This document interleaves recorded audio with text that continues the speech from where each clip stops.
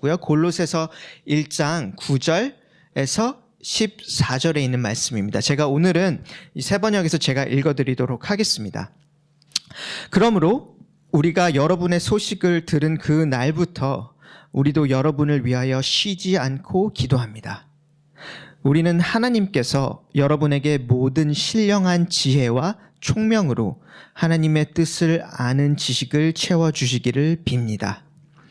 여러분이 주님께 합당하게 살아감으로써 모든 일에서 그분을 기쁘게 해드리고 모든 선한 일에서 열매를 맺고 하나님을 점점 더 알고 하나님의 영광의 권능에서 오는 모든 능력으로 강하게 되어서 기쁨으로 끝까지 참고 견디기를 바랍니다. 그리하여 성도들이 받을 상속의 몫을 차지할 자격을 여러분에게 주신 아버지께 여러분이 빛 속에서 감사를 드리게 되기를 우리는 바랍니다. 아버지께서 우리를 암흑의 권세에서 건져내셔서 자기의 사랑하는 아들의 나라로 옮기셨습니다. 우리는 그 아들 안에서 구속 곧 죄사함을 받았습니다. 아멘. 이제 저희가 오늘 방금 읽은 말씀에서 가장 눈에 띄는 단어가 기도라는 단어입니다. 기도합니다라는 단어인데, 그래서 오늘은 저희가 이 기도에 대한 이야기를 조금 해보려고 합니다. 왜냐하면 기도라는 것이 참 우리에게 기독교인으로서 굉장히 흔한 주제이면서 동시에 굉장히 어려운 주제인 것 같아요. 제가 개인적으로 느끼는 기도는 굉장히 어렵습니다. 기도라는 것이 어떤 것인지 잘 모를 때에도 있고, 어떻게 해야 되는 것이 헷갈릴 때도 있고, 그리고 단순히 그냥 기도가 하기 싫을 때도 분명히 있습니다. 그리고 더불어서 우리가 특별히 이제 한국에서 교회를 다니거나 혹은 다른 문화권도 있지만 특별히 한국에서 교회를 다니다 보면은 여러 가지 무서운 기도의 모습도 저는 많이 봅니다. 저 한 가지 기억나는 게 이제 대학교 때에 이제 저희 기도실이 있었는데 항상 어느 시간대에 가면은 그 기도실에서 이상한 소리를 지르시는 분이 있었어요. 불이라고 불 한 30분 동안 계속 그렇게 기도를 하고 사라져요. 그때 기억에 남는 거는 너무 무섭다. 기도라는 게 어떤 거지? 무섭다. 그래서 한국에서 또 이제 신앙생활을 하다 보면은 기도라는 것이 무엇인지 정말로 헷갈리고 질문을 하게 될 때가 있는 것 같습니다. 그리고 그 이유 중에 한 가지는 저희가 살면서 어떻게 보면은 정말로 좋은 기도의 모습을 경험해보지 못했을 수도 있고, 정말로 좋은 기도의 모습을 우리가 스스로 맛본 적이 없기 때문일 수도 있는 것 같아요. 그래서 그렇기 때문에 오늘 저희가 읽은 이 본문의 말씀, 이 골로새서의 말씀 같은 이 본문이 너무나도 중요한 것 같습니다. 왜냐하면 저희에게 기도에 대해서 생각을 해보게 하는 것뿐만이 아니라 그 기도의 모습이 어떤 모습인지 우리에게 그 기도의 모델을 보게 해주고, 그리고 그렇게 함으로써 우리가 어떻게 기도해야 되는지를 조금씩 알게 해주고 배우게 해주기 때문인 것 같아요. 그래서 오늘 저희가 읽은 말씀에서 저희가 세 가지 질문을 하면서 이 기도에 대한 것을 생각을 해보려고 합니다. 첫 번째 질문은 우리가 왜 기도하는가? 우리 왜 기도합니까? 그게 첫 번째 우리가 물어볼 질문이고, 두 번째는 우리가 무엇을 기도합니까? 우리가 정말로 어떤 것을 기도하는 것입니까? 그리스도인으로서. 세 번째로는 어떻게 기도해야 합니까? 그래서 이 세 가지 질문을 우리가 보면서 오늘 이 골로새서 말씀에서 우리가 보게 되는 기도의 모습에 대해서 조금 우리가 한번 같이 생각을 해보려고 합니다. 첫 번째는 이 질문입니다. 여러분, 우리가 왜 기도합니까? 이 질문을 스스로에게 한번 우리가 생각을 해보면 좋을 것 같습니다. 우리가 왜 기도합니까? 9절에 보면은 오늘 말씀에 이렇게 시작을 하고 있습니다. 9절에 그러므로 우리가 여러분의 소식을 들은 그날부터 우리도 여러분을 위하여 쉬지 않고 기도합니다. 9절 맨 처음에 보면은 그러므로라고 시작을 합니다. 그러므로라는 게 어떤 말입니까? 이것 때문이라는 말입니다. 내가 이것 때문에 우리가 당신을 위해서 기도합니다. 그리고 보통 그러므로라는 단어를 쓸 때에 그 이것 때문에에는 그 앞에 나오는 단어 말 혹은 구절들 혹은 생각들을 이야기를 합니다. 그래서 사실 지난주에 저희가 들었던 이야기를 잠깐 생각을 해보면 좋을 것 같습니다. 지난주 혹시 기억을 하시면은 이제 션 목사님이 여기서도 그렇고 영어 예배 때도 동일한 설교를 해주셨는데, 지난주 션 목사님과 함께 읽었던 그 3절에서 8절의 이야기를 잠시 생각을 해보면은 세 가지 중요한 단어가 있었습니다. 믿음, 그리고 사랑, 그리고 소망. 그래서 3절과 8절을 제가 짧게 잠시 요약을 하면은 바울이 했던 말은 이것입니다. 내가 여러분이 가지고 있는 예수님에 대한 믿음 때문에 너무너무 감사합니다. 내가 여러분이 가지고 있는 서로를 향한 사랑 때문에 내가 너무 감사합니다. 그리고 내가 정말로 감사한 것은 여러분이 가지고 있는 그 믿음과 사랑이 다른 어떤 것이 아니라 그 하늘을 향해서 가지고 있는 소망에서 비롯된 것이기 때문에 내가 너무나도 감사합니다. 3절에서 8절에 바울이 맨 처음 이제 이 편지를 시작하면서 했던 내용이 이것입니다. 너희가 가지고 있는, 여러분들이 가지고 있는 그 믿음, 소망, 사랑 때문에 내가 너무너무 감사합니다. 그리고 이어서 오늘 9절에 그러므로 라고 시작을 합니다. 그러므로. 그래서 바울이 오늘 여기서 그러므로라고 했을 때에 9절에서 하는 말은 이것입니다. 내가 여러분이 가지고 있는 믿음과 사랑과 소망 때문에 여러분을 위해서 내가 기도합니다. 내가 당신이 가지고 있는 믿음, 당신이 보여주고 있는 그 사랑, 그리고 당신이 가지고 있는 그 진짜 소망 때문에 내가 당신을 위해서 기도합니다. 여러분 생각을 해보시면은 제가 저의 기도를 생각을 해봤을 때 굉장히 다른 기도의 이유인 것 같습니다. 한번 여러분이 생각을 해보세요. 우리가 어떤 상황에 스스로를 향해서도 그렇고 다른 일을 위해서도 그렇고 기도 좀 해주세요. 혹은 내가 기도할게 라는 그런 말을 우리가 합니다. 그런 말을 할 때에 그 이유가 무엇인지 한번 잘 생각을 해보면 좋을 것 같아요. 저희가 보통은 그런 말을 할 때에 어떤 삶에 문제가 있을 때에 우리가 해결할 수 없는 상황을 마주할 때에 그런 이야기를 많이 합니다. 예를 들면 이런 겁니다. 나 오늘 지금 내일 이번 주에 시험이 있어. 내가 이 시험이 있는데 너무 어려워. 기도를 좀 부탁해. 혹은 내가 이번 주에 몸이 너무너무 아파. 혹은 다른 옆에 있는 사람이 내 몸이 너무 아프다라는 이야기를 할 때에 그거를 듣고 우리가 건강을 위해서 기도를 할게.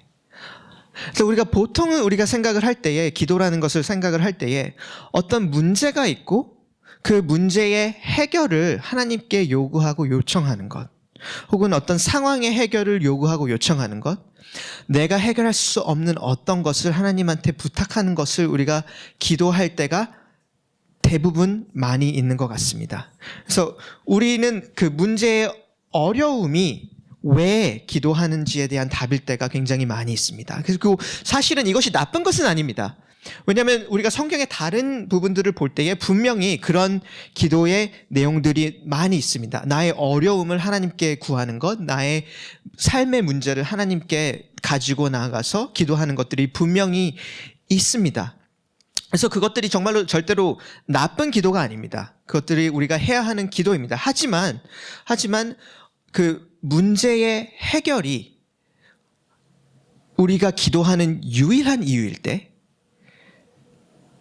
이 문제가 해결돼야 돼, 하나님 이 문제를 해결해 주세요가 우리의 유일한 기도일 때에 우리가 그리스도 안에서 정말로 풍성하게 누릴 수 있는 기도의 모습들을 많이 놓치게 되는 것 같습니다. 그리고 많은 경우에 만약에 우리가 하는 기도의 유일한 모습이 기도가 오직 단지 그런 문제의 해결, 이것을 해주세요, 혹은 내가 이거 필요합니다 라고 할 때에 많은 경우 제가 했던 경험들은 기도 후에 더 절망합니다. 기도 후에 어떤 소망으로 우리가 걸어가는 것이 아니라 기도 후에 절망합니다. 왜냐하면 내가 원했던 것이 이루어지지 않거나 그 문제가 해결이 되지 않았기 때문에, 혹은 절망, 혹은 많은 경우에 우리가 회의감으로 빠지게 됩니다. 기도하면 뭐해? 기도하거나 안 하거나 나의 삶은 똑같아요. 기도하면 도대체 무슨 소용입니까? 기도를 왜 합니까? 그런 회의감으로 빠지게 될 때가 있습니다. 그렇기 때문에 여러분, 우리 삶에서 우리가 왜 기도합니까? 라는 이유를 생각을 했을 때 단순히 어떤 것을 요청하는 것뿐만이 아니라 오늘 이 바울에서 기도하는 것처럼 그 믿음, 소망, 사랑, 우리가 가지고 있는 그 믿음 때문에, 사랑 때문에, 소망 때문에 내가 더 기도합니다라는 이 기도의 모습이 같이 필요한 것 같습니다. 그리고 이것이 우리의 기도를 더욱더 풍성하게 만들어주는 것 같습니다. 그래서 이 기도의 모습을 제가 다른 언어로 조금 표현을 하다면은 이렇게 표현할 수가 있는 것 같습니다. 왜 기도합니까?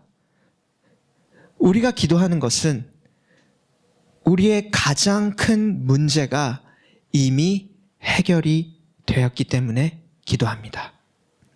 그래서 여러분, 이 두 가지를 함께 가져갔으면 좋겠습니다. 왜 기도합니까? 라고 누군가 여러분에게 물어본다면, 혹은 스스로에게 그 질문을 할 때에 내 문제를 하나님께 가지고 나아갑니다. 분명히 그런 모습이 있습니다. 하지만 동시에 우리가 기도하는 진짜 이유는, 기도를 할 수 있는 진짜 이유는 내 삶의 가장 깊은 문제가 이미 해결되었기 때문에, 내가 그렇기 때문에 기도합니다. 그게 오늘 우리가 바울의 모습에서 보는 기도인 것 같습니다. 13절, 14절을 보면은 우리가 같은 비슷한 맥락의 이야기를 봅니다. 13절, 14절에 이렇게 고백하는 그 바울의 고백이 있습니다. 아버지께서 우리를 암흑의 권세에서 건져내셔서 자기의 사랑하는 아들의 나라로 옮기셨습니다. 우리는 그 아들 안에서 구속, 곧 죄 사함을 받았습니다. 같은 내용입니다.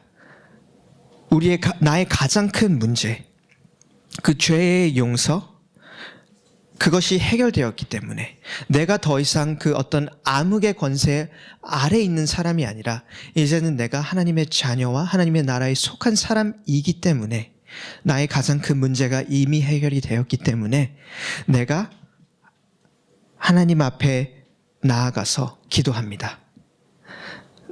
내가 이미 나의 삶의 가장 큰 문제가 해결된 사람이기 때문에 하나님께서 나의 다른 삶의 문제도 통치하여 주시고 해결해 주시고 담당하여 주시기를 내가 원하고 기도합니다. 그것이 우리가 오늘 첫 번째 왜 기도하는가에 대해서 보는 모습입니다. 여러분, 한번 그 아버지와 아들의 그 관계를 한번 생각을 해보세요. 5살짜리 혹은 6살짜리 아이가 있다고 생각을 해보세요. 여러분에게. 그리고 그 아버지와 아들이 대화를 할 때에 그 대화에는 분명히 아들이 무엇을 해달라는 것이 분명히 있습니다. 밥 주세요. 배고파. 나 이거 똥이 묻었어요. 이거 좀 닦아주세요. 여러 가지 그런 해결을 해달라고 하는 그런 대화들이 분명히 있습니다. 하지만 동시에 그 대화 안에는 내가 그 아빠의 아들이라는 혹은 엄마의 아들이라는 그 확신과 그 깊은 확신 가운데, 그 관계 가운데 오는 대화들도 분명히 있습니다. 아빠, 난 아빠가 너무 좋아. 아빠, 나 아빠랑 같이 저기 가고 싶어. 나 아빠랑 같이 이거 하고 싶어. 여러분, 오늘 혹시 영어 예배 가게 되시면 아이들을 한번 잘 보세요. 그 아이들이 정말로 원하는 것들이 단지 필요를 채우는 것뿐만이 아닙니다. 그냥 단지 배고파 혹은 뭘 해줘, 힘들어, 그런 것뿐만이 아니라 그 아이들이 정말로 원하고 아빠와 엄마에게 원하는 것들 가운데는 그냥 같이 시간을 보내고 내가 아빠의 아들이라는 것을 확인하고 그 아빠의 사랑을 받고 누리길 원하는 것, 그런 모습들이 동시에 있습니다. 그리고 그것이 제가 생각해 우리 기도의 모습인 것 같습니다. 우리 기도의 모습이 이 두 가지가 모두 함께 있는 것 같습니다. 두 번째 질문은 이것입니다. 두 번째 질문은 무엇을 기도합니까? 여러분, 우리가 기도를 하는 것을 생각을 할 때 무엇을 기도합니까? 제가 아까 그 기도 제목을 나누는 그 시나리오를 얘기를 했습니다. 우리가 보통 서로를 위해서 기도할 때 혹은 기도 제목을 나눌 때에 어려운 일 혹은 문제의 해결을 이제 위해서 우리가 기도 제목을 요청을 하고 혹은 기도해 달라고 하고 그런 것들을 위해서 기도한다고 이야기를 했는데, 그것에 대해서 다시 한번 조금 더 생각을 해보면은, 그것은 단순히 우리가 하나님을 우리의 문제를 해결해 주는 사람이야 라고 단순히 그렇게 생각하기 때문에 그런 것 같진 않아요. 왜냐하면 주위에도 보면은 정말로 하나님과 깊은 관계를 가지고 하나님을 사랑하고 하나님을 단순히 그런 어떤 그 램프의 뭐였죠? 지니로 생각을 하는 것이 아니라 진짜 하나님으로 생각을 하는 경우에도 우리의 기도의 모습이 그렇게 더 많이 이렇게 차지할 때가 분명히 있습니다. 그리고 그 이유 중에 하나는 제 개인적인 경험으로는 그게 쉽기 때문입니다.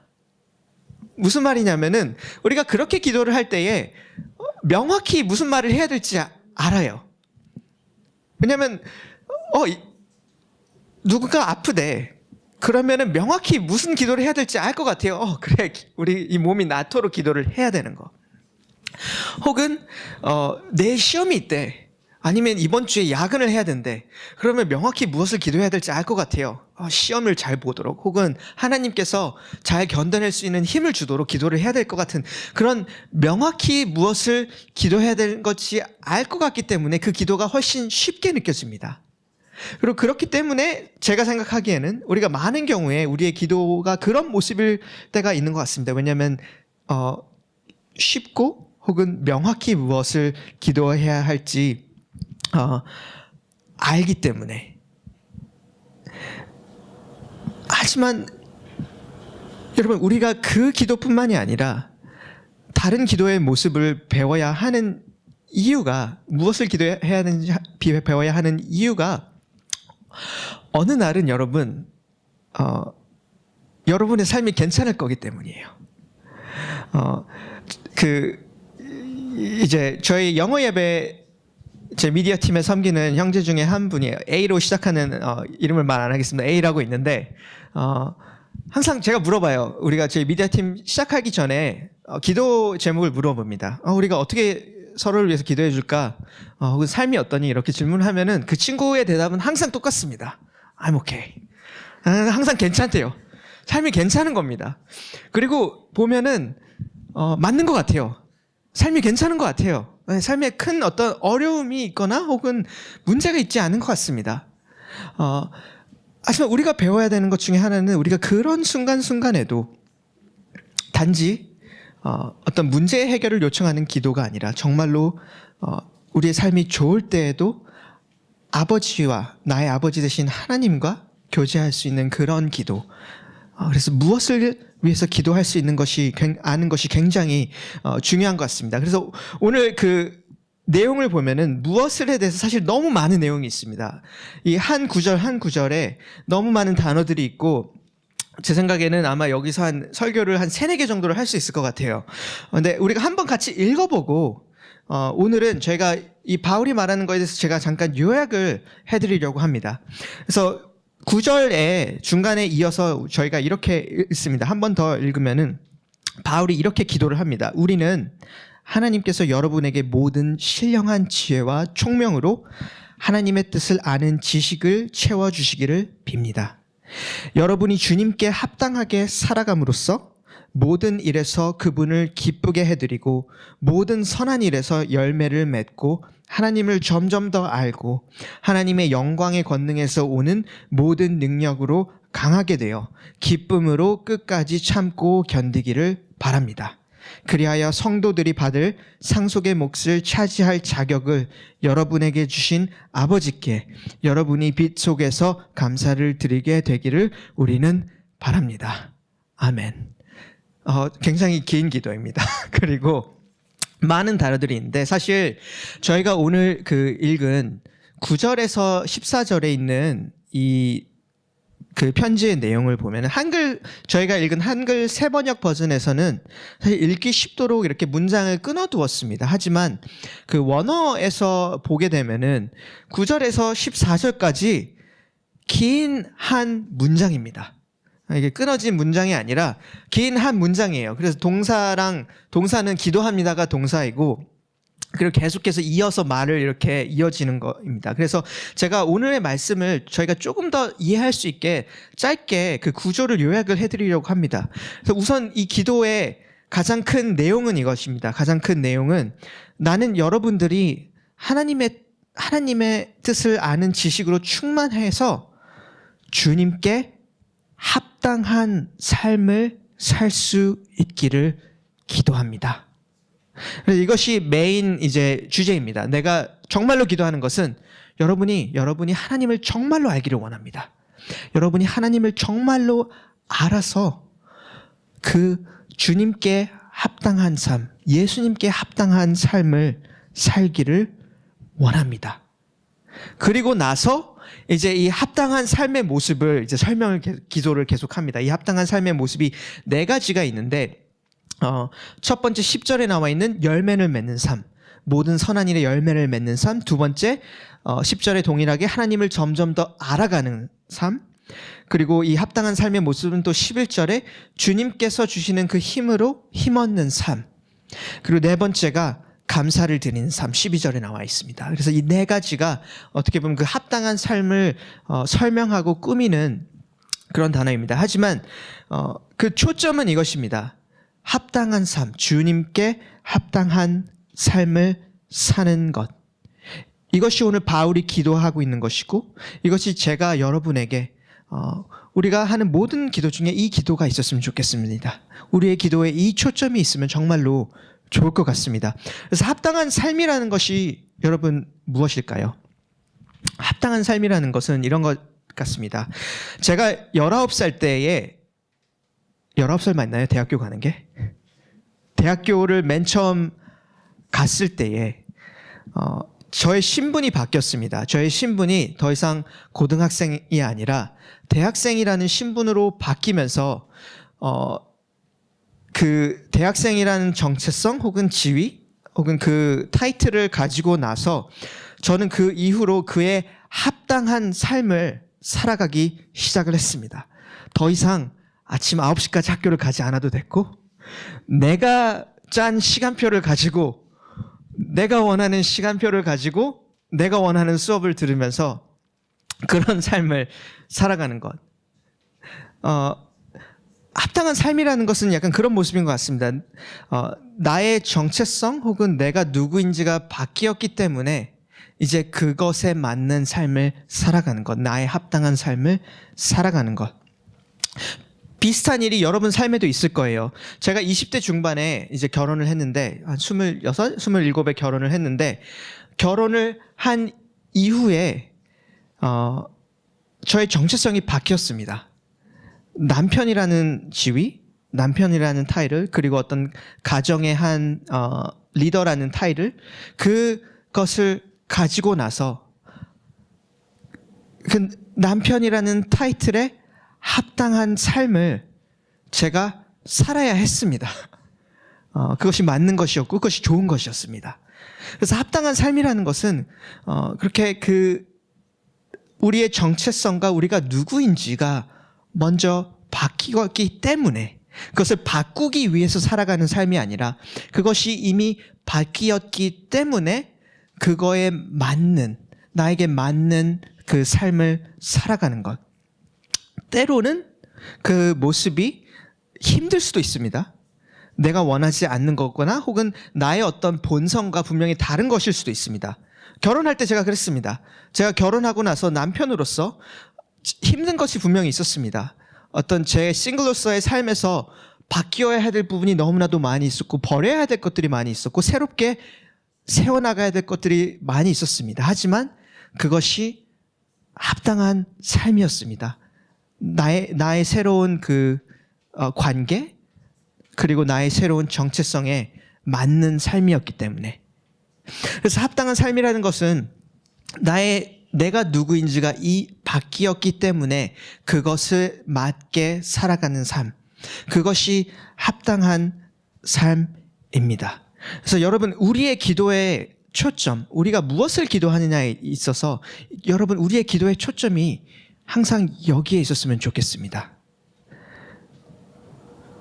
예수님이 누구이신지, 그리고 예수님 안에서 내가 누구인지를 확인하고, 그렇기 때문에 나와 하나님과의 관계가 바뀌었기 때문에 내가 이제 더 이상 그 어둠의 권세 아래 있는 사람이 아니라 예수님 오늘 읽었던 것처럼 그 하나님이 우리를 옮기셨고 우리가 이미 예수님 안에서 그분의 자녀가 되었고 그분의 나라 안에 있는 사람이기 때문에 내가 그것을 확인하고 내가 그것에 합당한 삶을 살기를 기도하고 원하는 것. 그것이 우리가 오늘 말씀에서 배우는 그 무엇을 기도하는가에 대한 중요한 초점 중에 한 가지인 것 같습니다. 다시 한번 제가 나눠드리겠습니다. 기도는 예수님 안에서 내가 누구인지를 확인하고 그리고 그에 합당한 삶을 살기를 내가 원하고 그것을 하나님께 구하는 그 과정입니다. 그것이 기도입니다. 그래서 여러분, 우리에게 이 기도에 초점이 있기를 원합니다. 마지막 질문을 하고 제가 마치려고 하는데 어떻게 기도합니까에 대한 질문입니다. 여러분, 우리가 어떻게 기도해야 합니까? 라는 질문입니다. 사실 9절에 보면은 굉장히 그 재미있는 단어가 있습니다. 9절에 보면은 여러분이 눈에 띄는 것 중에 하나가 쉬지 않고 기도합니다라는 단어가 있습니다. 내가 여러분의 소식을 들은 그날부터 우리가 여러분을 위하여 쉬지 않고 기도합니다. 매일매일 내가 쉬지 않고 매일매일 여러분을 위해서 기도합니다. 라는 말이 있습니다. 이 쉬지 않고라는 것이 여러분 단순히 우리가 매일매일 이 정해진 시간에 꼭 이런 기도를 하고 내가 이거를 하지 못하면 실패했어 라는 그런 종류의 것은 아닌 것 같습니다. 하지만 여러분, 우리가 이것을 이렇게 이해하면 좋을 것 같아요. 제가 저의 아내와의 관계에 있어서 혹은 여러분이 뭐 남자친구나 여자친구가 있다면 그 관계에 있어서 그 대화를 한번 생각을 해보세요. 그 대화를 생각을 해볼 때에 물론 가끔은 대화를 하지 않는 날이 있을 수도 있습니다. 하루 정도 통화를 안 하거나 말을 안 하는 날이 있을 수도 있습니다. 네, 어떤 분은 웃으시네요. 아마 아닌가 봐요. 매일매일 하시나 봐요. 그럴 수도 있습니다. 그런데 여러분, 만약에 생각을 해보세요. 하루는 내 대화를 안 할 수 있습니다. 그리고 이틀도 대화를 안 할 수 있죠. 3일도 안 할 수 있습니다. 일주일 안 할 수 있습니다. 일주일 만에 대화할 수도 있죠. 혹은 특별한 일이 있어가지고 한 달 만에 대화를 할 수도 있죠. 네, 갑자기 여기서 한숨이 나오네요. 하지만 그래서 우리가 선을 정하기는 굉장히 어렵습니다. 하지만 분명히 알 수 있는 것은 여러분, 만약에 1년이 지났는데 만약에 1년을 돌아봤을 때에 내 남편 혹은 내 여자친구, 남자친구와 하루도 대화를 한 적이 없다라고 한다라면은 거기에 대해서 굉장히 큰 질문을 여러분이 해야 됩니다. 그 관계에 대해서 여러분이 굉장히 진지한 질문을 해봐야 됩니다. 질문을 해봐야 되고, 우리가 사귀는 건가? 정말로 사귀는 건가? 정말로 우리가 결혼한 건가? 라는 질문을 해봐야 합니다. 그래서 이 기도에 대해서도 마찬가지인 것 같습니다. 여러분, 제가 격려를 드리는 것은 매일매일 우리가 기도해야 합니다. 하지만 동시에 분명히 우리가 기도를 하지 못하는 순간들이 있을 겁니다. 하지만 우리가 지난 1년, 그래서 우리가 그 어떤 이게 법처럼 룰처럼 이것을 정할 수는 없지만 우리가 우리의 삶을 뒤돌아볼 때, 우리의 지난 1년을 되돌아볼 때에 분명한 우리의 평가를 할 수가 있는 것 같습니다. 제가 만약에 저의 아내와의 관계를 생각해 볼 때 지난 1년을 돌아볼 때에 내가 한 번도 대화를 하지 않았다. 분명한 큰 문제가 있는 겁니다. 혹은 한 열흘 정도 대화를 한 것 같다. 여전히 문제가 있는 것 같습니다. 그래서 우리가 그 선을 정할 수는 없지만 우리의 삶을 되돌아볼 때에 분명히 우리 이 관계가 어디에 있는지 어떤 척도에 있는지 우리가 그것을 분명히 알 수가 있는 것 같습니다. 그래서 기도에 대해서도 마찬가지인 것 같아요. 여러분에게 권면을 드리고 싶은 것은 1년을 한번 뒤돌아보세요.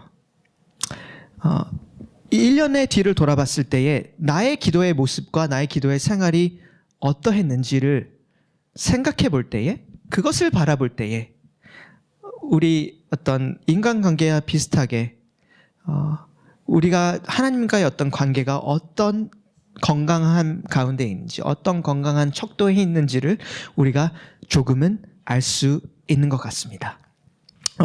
근데 그래서 첫 번째가, 그래서 여기 우리가 읽는 것 중에 하나가 쉬지 않고 이제 기도하는 것인데, 제가 이 쉬지 않고 기도하는 것을 생각을 할 때에 어려운 것은 이겁니다. 무엇을 기도해야 될지 잘 모르겠어요. 특별히 매일매일 기도를 할 때에 뭔가 같은 말만 내가 반복하는 것 같은 느낌일 때가 많이 있습니다. 내가 어제도 이 기도했는데 오늘도 이 기도하는 것 같네. 그리고 가끔은 우리가 기도를 하려고 할 때에 이 생각이 막 꼬리를 뭅니다. 나는 기도하려고 앉았는데, 혹은 기도하려고 하는데 생각이 이렇게 막 생각이 납니다. 어제 했던 막 대화의 내용들이 막 생각이 나고, 내 마음에 답답한 것들이 생각이 나고, 그리고 내일 무엇을 해야 되는지 생각이 나면서 여러 가지 생각들이 우리 안에 있기 때문에 기도라는 것이 굉장히 어려울 때가 있는 것 같아요. 그래서 두 가지 제가 나눴습니다. 그 생각이 꼬리를 무는 거, 그리고 내가 계속해서 같은 말만 하는 것 같은 거. 그렇기 때문에 여러분, 그 쉬지 않고 기도하는 것뿐만이 아니라 제가 정말로 오늘 그 여러분에게 격려를 드리고 싶은 것은, 오늘 바울처럼 말씀을 가지고 기도하는 것을 여러분에게 정말로 계속해서 격려드리고 싶습니다.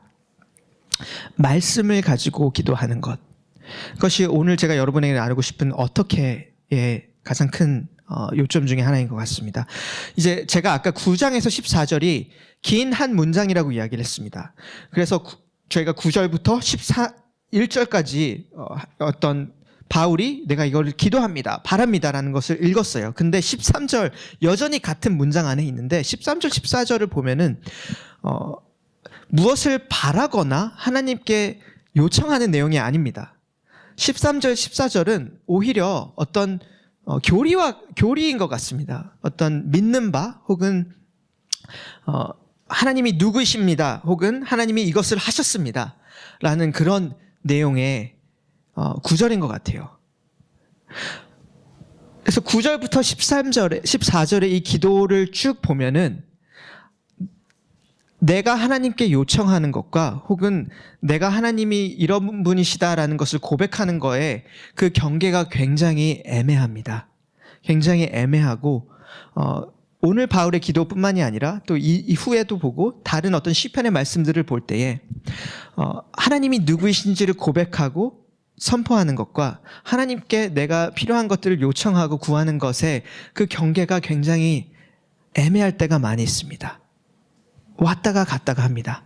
그리고 많은 경우에는 하나님이 누구이신지에 때문에 내가 요청하는 것이 이루어지고, 내가 요청하는 것이 무엇인지를 요청하면서 하나님이 누구인지를 다시 한번 내가 확인하고 고백합니다. 그래서 그러니까 어떻게라는 기도를 할 때에, 여러분, 제가 격려를 드리고 싶은 것은, 기도를 할 때에 항상 말씀을 가지고 같이 기도하면 좋을 것 같습니다.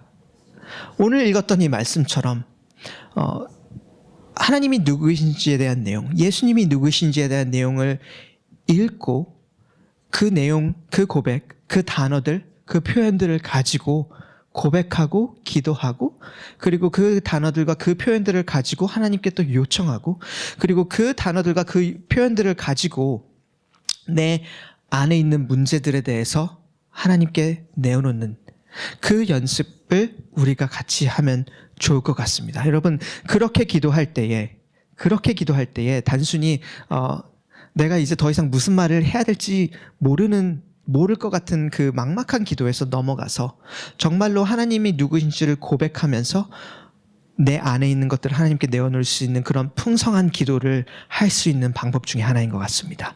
그리고 우리가 그 말씀을 가지고 기도할 때에 정말로 쉬지 않고 매일매일 기도할 수 있는 그 힘을 우리가 또 얻을 수 있는 것 같습니다. 왜냐하면 그 가운데에 단순히 내 안에 있는 문제를 이렇게 하나님한테 뱉고 이제 어떻게 될지 모르니까 절망하는 것이 아니라 그 말씀을 가지고 하는 기도는 언제나 하나님을 향한 소망, 그리고 하나님께서 우리를 위해서 이미 하신 일 때문에 내가 누구인지를 확인할 수 있고 그것 때문에 힘을 얻고 감사하게 되는 그 소망과 감사함으로 언제나 그 기도가 끝나기 때문입니다. 그래서 여러분, 격려드리고 싶은 것은 그렇게 기도하기를 격려합니다. 여러분, 말씀에서 그 말씀에 나와 있는 표현과 고백을 가지고 그것이 나의 고백과 나의 기도가 될 수 있도록 그렇게 기도하기를 여러분 격려합니다.